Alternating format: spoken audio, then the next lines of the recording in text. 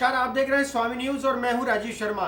आइए चलते हैं खबरों के सफर पर प्राइम टाइम बुलेटिन के साथ। कटिंग मशीन ऐप का इस्तेमाल करना युवक को भारी पड़ गया।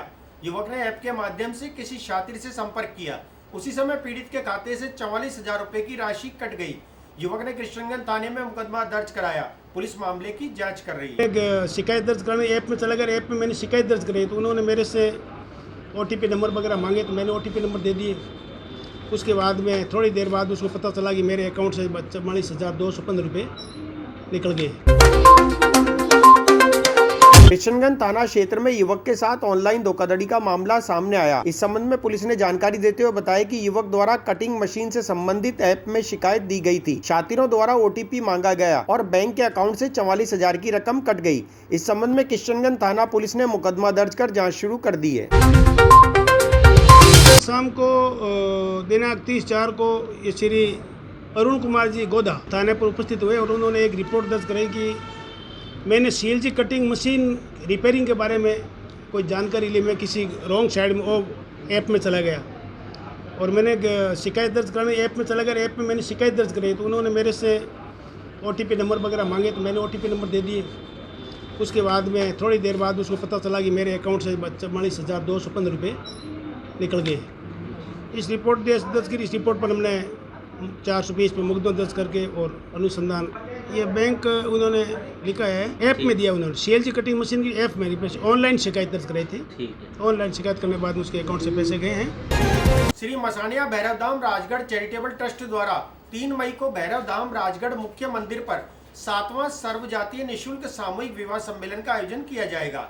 इस सम्मेलन में 15 जोड़े परिणय सूत्र में बनेंगे। मसानिया भैरव धाम राजगढ़ में 3 मई को यानी कि मंगलवार के दिन सामूहिक विवाह सम्मेलन का आयोजन बड़े धूमधाम के साथ किया जा रहा है। श्री मसानिया भैरव धाम राजगढ़ चैरिटेबल ट्रस्ट द्वारा 3 मई को भैरव धाम राजगढ़ मुख्य मंदिर पर 7वां सर्वजातीय निःशुल्क सामूहिक विवाह सम्मेलन का आयोजन भैरव धाम राजगढ़ पर किया जाएगा, जिसमें विभिन्न जिलों के 15 जोड़े परिणय सूत्र में बनेंगे। उक्त आयोजन में प्रदेश भर से हजारों लोग भाग लेंगे। सम्मेलन में सर्व समाज के नियमों रीति रिवाजों को मद्देनजर रखते हुए ट्रस्ट द्वारा पूर्ण पालना की जाएगी। धाम के प्रवक्ता अविनाश सेन ने बताया कि सामूहिक विवाह सम्मेलन में किसी भी वर वधू पक्ष अन्य किसी संस्था व्यक्ति विशेष या भामाशाह से किसी भी प्रकार का सहयोग नहीं लिया गया है। 7वें सर्वजातीय निःशुल्क सामूहिक विवाह सम्मेलन में 3 मई 2022 को बिंदोली प्रातः 7 बजे, तोरण वरमाला 10 बजे, पाणी ग्रहण संस्कार प्रातः 11 बजे और प्रीतिभोज 12 बजे से तथा तत्पश्चात आए हुए अतिथियों द्वारा वर वधू का आशीर्वाद दिया जाएगा। श्री मसानिया भैरव धाम राजगढ़ में 3 मई को यानी कि मंगलवार के दिन सामूहिक विवाह सम्मेलन का आयोजन बड़े धूमधाम के साथ किया जा रहा है। इस हेतु गुरुदेव श्री चंपालाल जी महाराज ने सभी कार्यकर्ताओं के साथ एक मीटिंग ली, जिसमें सभी को कार्य सही ढंग से संपन्न होने के लिए दिशा निर्देश प्रदान किए। आज से सभी तैयारियां लगभग पूर्ण हो चुकी हैं और पूर्ण करने जा रहे हैं। घोड़ियों की व्यवस्था, पंडित की व्यवस्था, मंडप की व्यवस्था, उनके भोजन की व्यवस्था, सभी व्यवस्थाएं यहाँ संपूर्ण कर ली गई हैं। और आज रविवार का दिन है। आज भी कई विवाह से संबंधित जो भी रिश्तेदार थे वो सब यहाँ आज से ही पधार चुके हैं और कल तक हम समझते हैं कि लगभग सभी रिश्तेदार इस धाम पर पधारेंगे।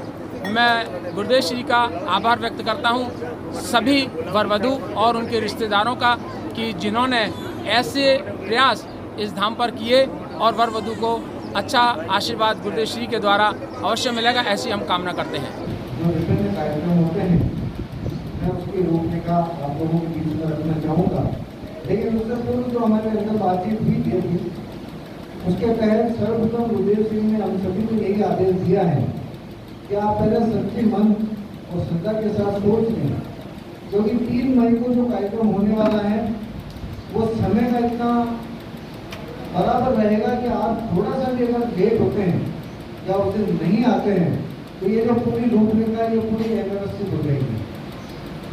सुबह ठीक 6 बजे 6:05 भी नहीं होने चाहिए, क्योंकि फिर मेरे को कमल जी ने भी NSUI के प्रदेश अध्यक्ष अभिषेक चौधरी के अजमेर पहुंचने पर कार्यकर्ताओं ने उनका जोरदार स्वागत किया। इस अवसर पर छात्र संगोष्ठी का भी आयोजन किया गया।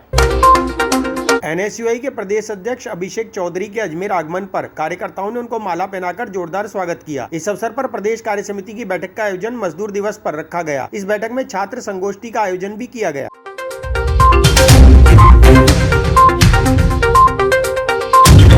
अजमेर में राजस्थान प्रदेश कार्य समिति का बैठक का आयोजन मजदूर दिवस के अवसर पर रखा गया, जिसमें छात्र संगोष्ठी का आयोजन किया गया।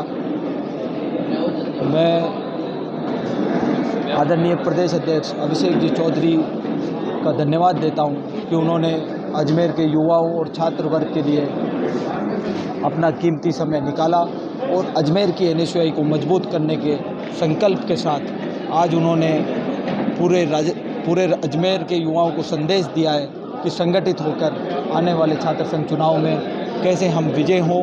मजदूर दिवस के अवसर पर हमने हमारी नरेगा महिला श्रमिकों का सम्मान किया है। सभी छात्र वर्ग में उत्साह है, क्योंकि जैसे अभिषेक जी चौधरी युवाओं की और छात्रों की आवाज़ पूरे राजस्थान में उठा रहे हैं, सब उनसे मिलने के लिए उत्सुक थे, उनसे प्रेरणा लेने के लिए उनसे संकल्पबद्ध थे।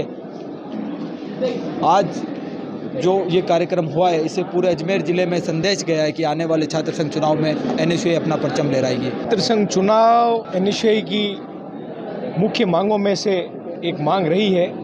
चूँकि पिछले 2 वर्ष से एक महामारी ने संपूर्ण मानव जाति को झकझोर रखा है, इस बार परिस्थितियां कुछ सामान्य है। हम सरकार से ये मांग कर चुके हैं, हर परिस्थिति में छात्र संघ चुनाव कराया जाए। सरकार ने हमारी मांग के अनुरूप सभी विश्वविद्यालयों से रिपोर्ट मांगी है। हम ये पूरी उम्मीद करते हैं कि इस बार छात्र संघ चुनाव होगा और एक बार फिर से छात्र तरुणाई, युवा तरुणाई आपको अपनी आवाज़ बुलंद करती हुई दिखाई देगी। आज मजदूर दिवस के उपलक्ष्य में भारतीय राष्ट्रीय छात्र संगठन ने कार्यक्रम का आयोजन किया। हम हमारे मंचों से ये दावा करते हैं, कांग्रेस पार्टी का अग्रिम संगठन है NSUI, एक मजदूर का, किसान का, एक आम व्यक्ति जो कहीं ना कहीं अपने अधिकारों की लड़ाई लोकतंत्र में लड़ता नजर आता है, उसका संगठन NSUI है। इसी को ध्यान में रखते हुए आज हमने मजदूर दिवस पर ये कार्यक्रम किया। हमारी महिला जो माताएं बहनें मजदूर वर्ग से हमारे बीच में आई, उन्हें जरूरतमंद लोगों की बेटियों के विवाह कराने में अग्रणी महर्षि मार्कंडेय सुश्रुत सेवा संस्था द्वारा 3 बेटियों के विवाह में पूर्ण सहयोग दिया गया। हमारी संस्था से विगत वर्षों में कोरोना काल से लेकर अब तक 3 या 4 विवाह करवा चुके हैं। महर्षि मार्कंडेय सुश्रुत सेवा संस्थान द्वारा आर्थिक रूप से कमजोर जरूरतमंद परिवार जो अपनी बेटियों का विवाह करने में असमर्थ होते हैं, ऐसे परिवारों की सहायता की जा रही है। संस्थान द्वारा कोरोना काल से लेकर अभी तक 3 परिवारों की बेटियों की शादी में पूर्ण रूप से सहयोग किया है। साथ ही संस्था द्वारा सक्षम लोगों को जरूरतमंद परिवारों की कन्याओं की शादी में सहयोग करने के लिए भी प्रेरित किया जाता है। नमस्कार, मैं महर्षि मार्कंडेय सुश्रुत सेवा संस्थान से नीतीश कुमार शर्मा। हमारी संस्था से विगत वर्षों में कोरोना काल से लेकर अब तक 3 या 4 विवाह करवा चुके हैं और अभी एक बच्ची की शादी की अर्जी आई थी, उस कार्यक्रम को देखते हुए उसका विवाह करवाया गया। सामान का जो विवरण था वो तो बहुत सारे सामान की उनकी व्यवस्था की गई थी, लेकिन उसमें उन्होंने कहा था कि हमें खाद्य जो खाने से जुड़ी हुई व्यवस्था है या फिर वो सामग्री है वो अगर मिल जाए या उपलब्ध हो जाए तो ठीक है। बाकी दहेज से जुड़े हुए जैसे कोई छोटे मोटे सामान देते हैं बच्चे की शादी में, तो वो बहुत सारे सामान ऐसे थे जिन्होंने कहा ये व्यवस्था हमारे द्वारा हो जाएगी धीरे धीरे। बाकी खाने से जुड़ी हुई व्यवस्था करवाई गई संस्था के द्वारा। हमारी संस्था से अब तक विगत कोरोना काल से लेकर अब तक 3 से 4 बच्चों की शादी हो चुकी है, जिसमें संस्था का पूर्ण रूप से सहयोग रहा है।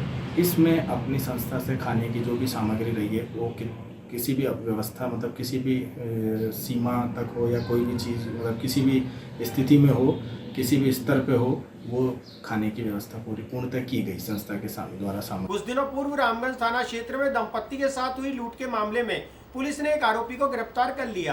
पुलिस दूसरे आरोपी की सरगर्मी से तलाश कर रही है। हॉस्पिटल के पास में फुट ओवर ब्रिज के नीचे विश्वजीत नाम का लड़का और उसके साथ में एक लड़का और था। ये दोनों ने उसके मोबाइल और पर्स छीन लिया। रामगंज थाना क्षेत्र में कुछ दिनों पूर्व दंपत्ति के साथ लूटपाट करने के आरोप में पुलिस ने एक आरोपी विश्वजीत को गिरफ्तार कर लिया। पुलिस ने जानकारी देते हुए बताया कि आरोपियों द्वारा दंपत्ति से मोबाइल और पर्स छीन लिए गए थे। इस संबंध में पुलिस फरार दूसरे आरोपी की तलाश कर रही है।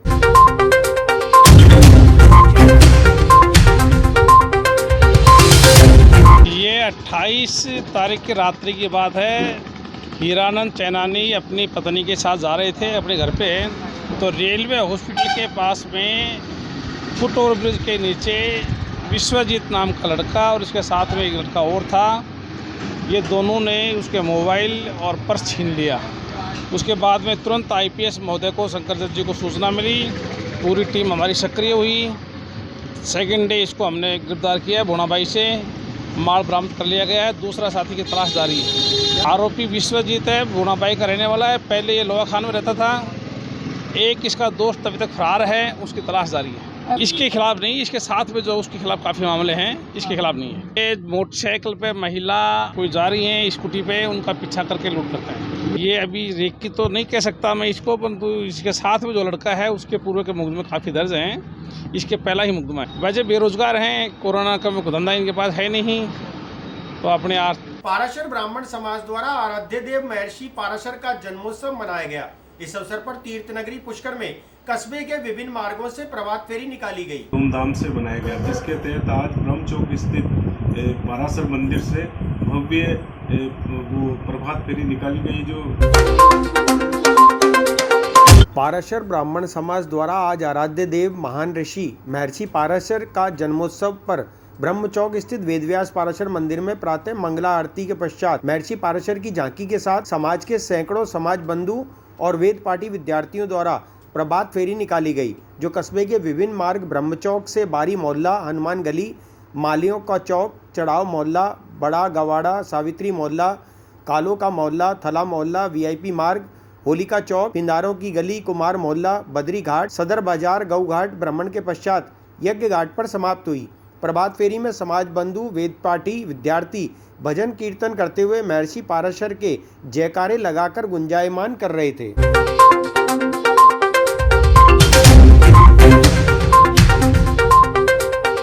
राज्य में ब्राह्मण पाराशर ब्राह्मण समाज के आराध्य देव श्री पाराशर महर्षि पाराशर जी का जन्मोत्सव धूमधाम से बनाया गया, जिसके तहत आज ब्रह्म चौक स्थित पाराशर मंदिर से भव्य वो प्रभात फेरी निकाली गई। जो कस्बे के विभिन्न मार्गों से होती हुई अपने यज्ञ घाट पर उसका समापन हुआ। समाज के विभिन्न स्थानों पर भव्य स्वागत किया गया।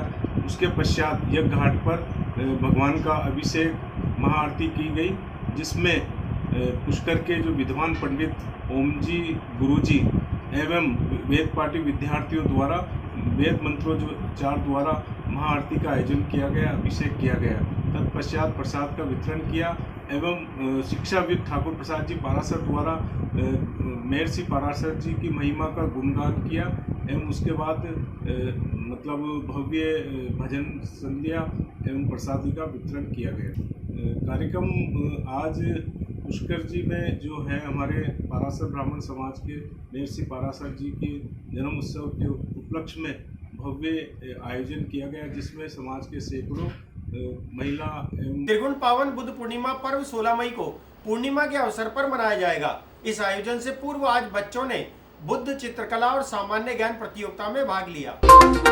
भारतीय संस्कृति का अंतर्राष्ट्रीय पर्व त्रिगुण पावन बुद्ध पूर्णिमा भारत सहित विश्व के अनेक देशों में वैशाख पूर्णिमा के दिन एक साथ मनाया जाता है।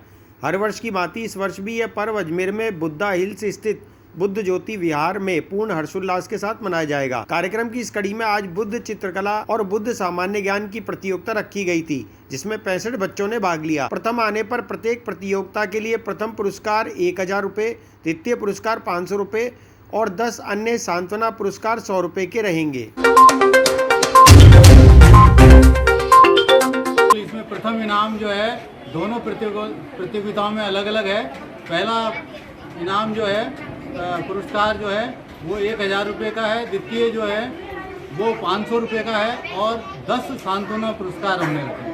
टोटल 14 पुरस्कार हमने रखे हैं। जी जी। ये बुद्ध ज्योति विहार जो है भगवान बुद्ध तथागत सम्यक संबुद्ध की विचारधारा जो भारत की प्राचीन धर्म संस्कृति है उसको प्रचारित प्रसारित करने के लिए जन सामान्य तक पहुंचाने के लिए इसकी स्थापना हमने 19 अगस्त 2012 में यहाँ पर की और बुद्ध ज्योति फाउंडेशन ट्रस्ट 2001 में बनाया गया और उसको 2008 में रजिस्टर्ड करा करके यहाँ पर विविध प्रकार की जो गतिविधियाँ वो चालू की।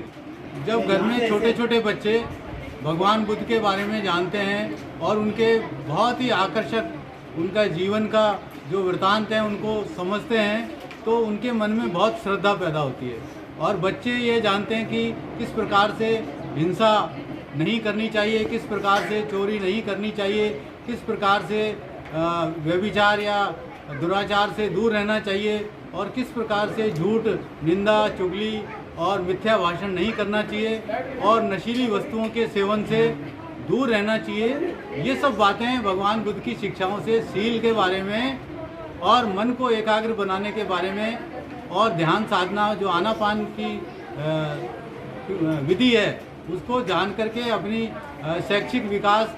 फिलहाल इस बुलेटिन में इतना ही। मुझे दीजिए इजाजत। हमारे फेसबुक पेज को लाइक करें, शेयर करें, फॉलो करें, इंस्टाग्राम को फॉलो जरूर करें, यूट्यूब चैनल को सब्सक्राइब करें, लाइक करें, बेल आइकन का बटन दबाना न भूलें। देखते रहें स्वामी न्यूज। जय हिंद, जय भारत।